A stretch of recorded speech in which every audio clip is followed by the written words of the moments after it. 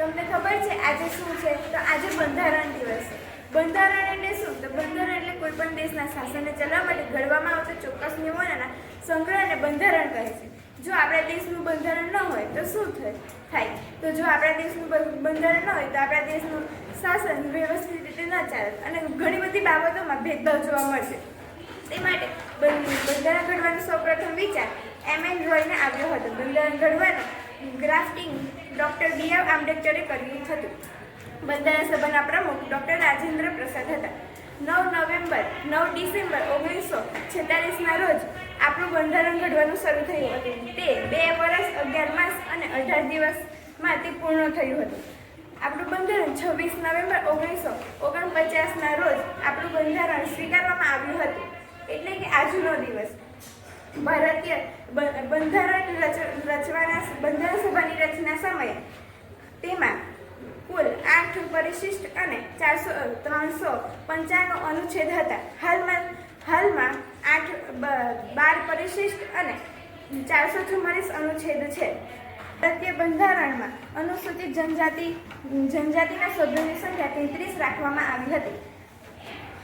ભારતીય બંધારણને સૌપ્રથમ વાંચન 4 નવેમ્બર 1948ના રોજ થયું હતું અને તેનું અંતિમ વાંચન 15 નવેમ્બર 1949ના રોજ કર્યું હતું.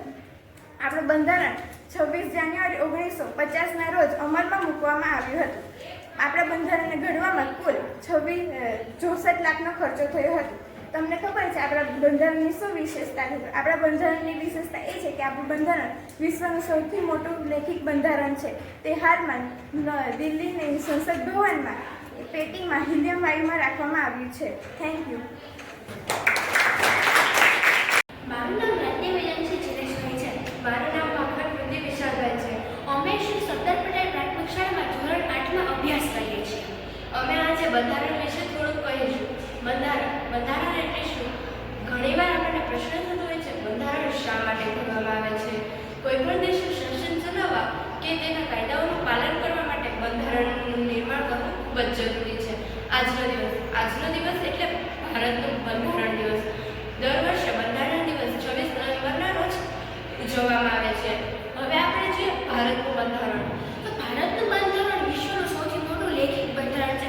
ભારતના બંધારણમાં અનુસૂચિત જનજાતિઓની સંખ્યા કુલ થઈને 33 અને જ્યારે ભારતીય બંધારણની રચના કરવામાં આવી હતી ત્યારે તેમાં 8 પરિતોષ અને તેમાં 395 અનુસૂચિત હતા. પરંતુ હાલના સમયમાં એટલે કે અત્યારે તેમાં 12 પ્રતિકોષ્ઠ અને 444 અનુસૂચિત છે. ભારતનું બંધારણ તૈયાર કરવા માટે કુલ થઈને 2 વર્ષ 11 મહિના અને 18 દિવસો લાગી ગયા હતા. ભારતનું પ્રથમ બંધારણને વાંચવા માટે 4 નવેમ્બર અને 1949નો સમય લેવામાં આવ્યો હતો અને અંતિમ બંધારણ 15 નવેમ્બર અને 1949ના દિવસે વાંચવામાં આવ્યું હતું. ભારતનું બંધારણ ખૂબ જ મોટું બંધારણ છે. ભારતનું બંધારણમાં કુલ થઈને 64 લાખનો ખર્ચો થયો છે અને ભારતના બંધારણના પ્રમુખનું નામ ડૉક્ટર રાજેન્દ્ર પ્રસાદ છે અને ભારતના બંધારણના ઘડવૈયા જેવા કે ડૉક્ટર ભીમરાવ આંબેડકરને પણ આપણે આજના દિવસે યાદ કરીશું.